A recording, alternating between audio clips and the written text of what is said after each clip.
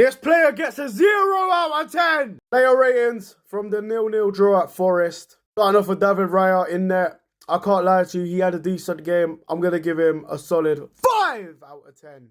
He didn't win the game for Arsenal. He didn't make any match-winning save. It's a straight 5. As for Yuri and Timber, he gets a 5 out of 10 as well. It was nice to see him doing a couple of overlaps.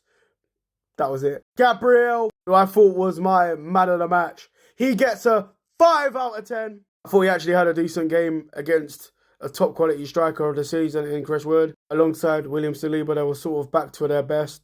They actually ran the show. They actually defended.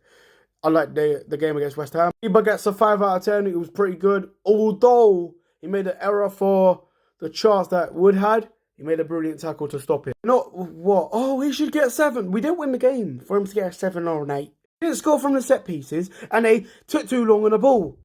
Calafiori, I'm going to give him a 4. I thought this guy was absolutely terrible defending Callum Hudson-Odoi. Yet he had the biggest chance of the game and hit the post. A chance that he created himself. An actual half chance that Raheem Sterling couldn't do. Anyways, going into the midfield, Jorginho included ahead of Partey. I give him a solid 4. Done all right. Meanwhile, Declan Rice, I give him a 4. He wasn't too bad. Set pieces weren't great though. He's a DM, innit? He's a world-class DM that's been playing as an 8. I don't get it. He might become a world-class 8 later on in the line. Got into Mr. Invisible, Martin Odegaard, 0 out of 10. There was a situation where we could have had a shot for a free kick and he decides to cross the ball in the box, where Jorginho ends up fouling the Nottingham Forest player. Why are you not instructing a player to take a shot there? Constant crosses, and scoop balls in. I'm fed up of it. This guy goes invisible worse than Mesut Ozil at Arsenal. Waneri, I thought Waneri was very quiet. I'll give him a 3.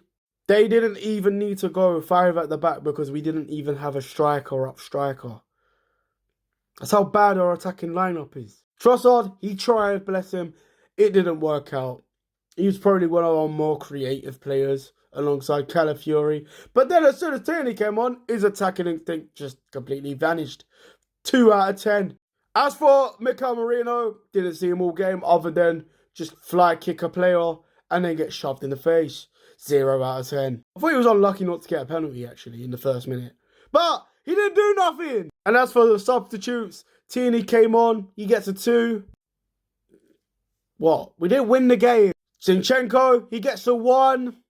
Sterling, couldn't even dive properly. 0. Oh, and Thomas Partey, the guy that came on and fired a shot. Why? That was scuffed. 0!